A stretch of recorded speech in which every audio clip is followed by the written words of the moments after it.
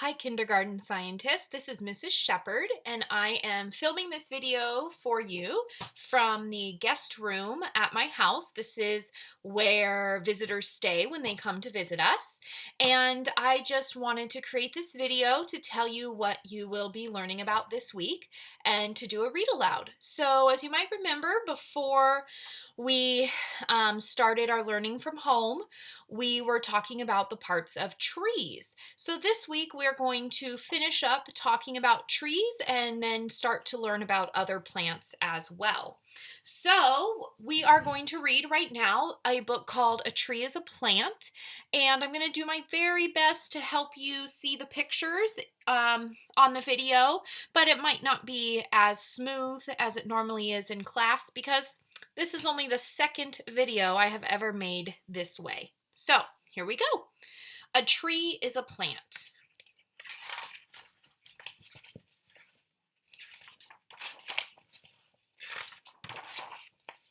A tree is a plant. And I already noticed that there's lots of beautiful pictures of trees. Wow, look at all the trees in this one. Okay. A tree is a plant. A tree is the biggest plant that grows. Most kinds of trees grow from seeds the way most small plants do.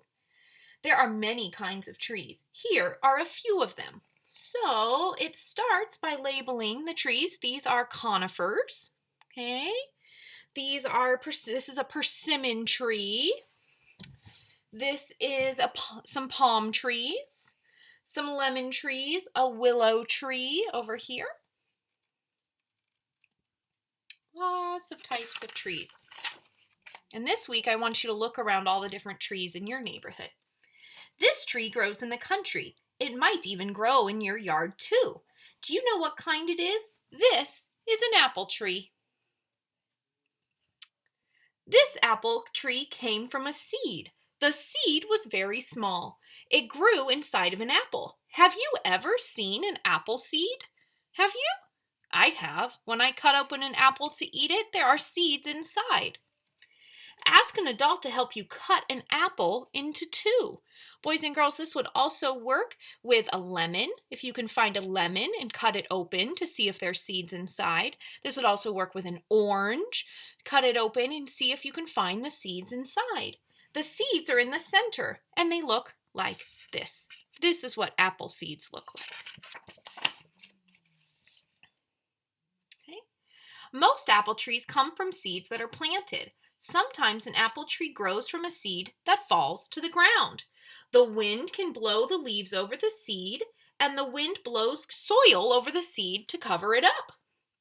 All winter, the seed lies beneath the leaves and the soil. All winter, the seed lies under the ice and the snow and is pushed into the ground.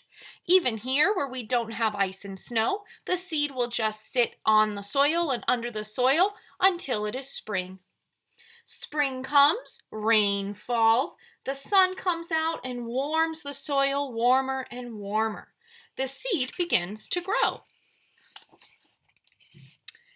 At first, the young plant does not look like a tree at all. The tree is very small. It is only a stem with 2 leaves. It has no apples on it. A tree must grow up before it has apples on it. Each year the tree grows, it grows taller. In 7 years, it is so tall that you can stand under its branches.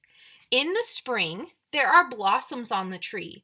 Spring is apple blossom time. The blossoms last only for a few days. Then they fall to the ground. Now there are green leaves on the tree. Among the leaves there are small apples. The apples are where the blossoms were before. The apples are green and they're almost too small for you to even see. The apples start to grow very, very slowly. They grow all during the spring and the summer, and in the fall they are large and ripe and the apples are ready to pick.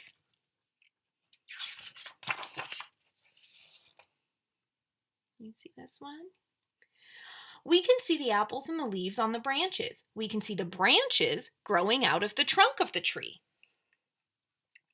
We can see the trunk growing out of the ground. We can see the bark of the tree. The bark covers the branches and the trunk like a coat. But there is a part of the tree that we cannot see. What's that part that's hiding underground? Here it is. Look at it showing us. We cannot see the roots. They are under the ground. Some of the roots are large. Some of the roots are as small as hairs. The roots grow like branches under the ground. A tree could not live without roots. Roots hold the trunk in the ground. Roots keep the tree from falling when the wind blows. Roots keep the rain from washing the tree out of the ground. Roots are pretty amazing.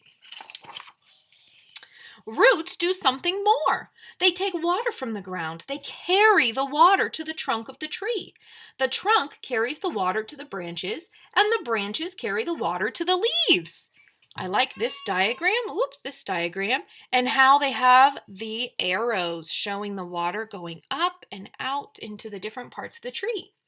Hundreds and hundreds of leaves grow on the branches. The leaves make food from the water in the air. They make food when the sun shines. The food goes into the branches. It goes into the trunk and the roots. It goes to every part of the tree.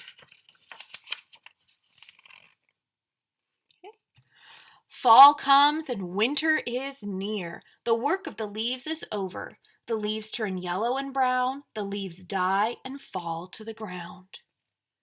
Now the tree is bare. All winter it looks dead, but the tree is not dead. Under its coat of bark, the tree is alive. So scientists, even though in this picture it is showing a tree in the snow, even trees that grow around us where it doesn't snow, they will still go bare like this and have no leaves during the winter. They fall off in the fall. So there's a lot of trees that have looked like this and are just now, as spring is starting, they're starting to have leaves grow and get ready for the next cycle. When spring comes, again, the rain falls. And if you look really carefully at the picture, you can see tiny, tiny, tiny little baby leaves, just like we were seeing on campus at Bub's school when we were there a couple weeks ago. And I bet you could find trees around your neighborhood that are starting to have small, tiny leaves too. The sun warms the earth, the tree blossoms, and new leaves grow. As long as it lives, the apple tree grows. As long as it lives, the apple tree blossoms in the spring, and the apples grow on it. So to make another connection, even if a tree is not an apple tree, this book is about an apple tree, but maybe there's an orange tree or a lemon tree in your neighborhood, or an apricot tree, or an avocado tree, or a plum tree. There's so many types of fruit trees. Even if it's not an apple tree, at some point in the year, normally in the spring, it will have flowers so that they can be pollinated and then they can turn into the fruits. So this is the perfect time of year to be looking around your neighborhood for trees that might be fruit trees, and watch them with their flowers. When do you like the apple tree the best? In spring when they are covered with blossoms? Do you like the apple trees the best in the summer when they are covered with leaves? Or do you like them in the winter when they are bare? Or in the fall when they're covered with apples ready to eat?